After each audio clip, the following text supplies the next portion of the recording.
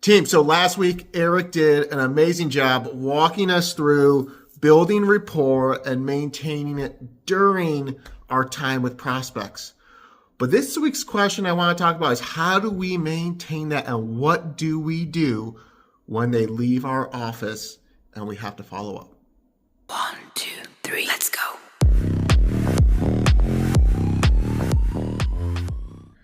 So team, as always, I hope you're having a great week. And I know we really talked a lot and spent some time about building rapport last week with Eric, and we were all on the same page, even when it came to the definition of rapport, which was, hey, people understand each other's feelings or ideas and communicate well, right? It's being on the same page with one another.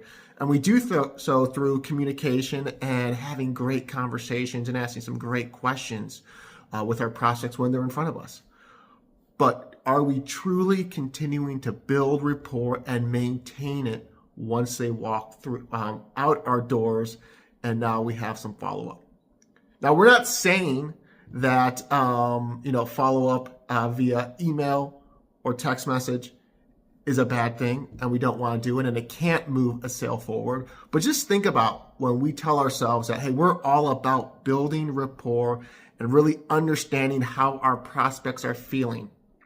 When we send out those emails, do we know how they feel when they see them? Do we even know if they get them, right?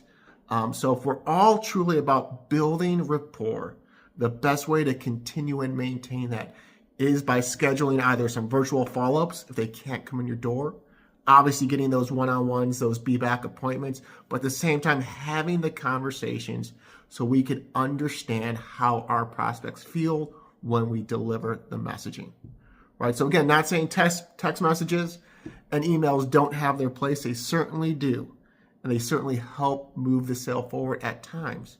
But just think about that rapport aspect that Eric talked about last week. We all agree that it's all about being on the same page, just understanding how a prospect may feel when we start to share and deliver and understand some ideas and concepts. So how do we do that in our follow-up? Keep that in mind as you're reaching out to your prospects. Do we have rapport or are we just sharing information and waiting for a response?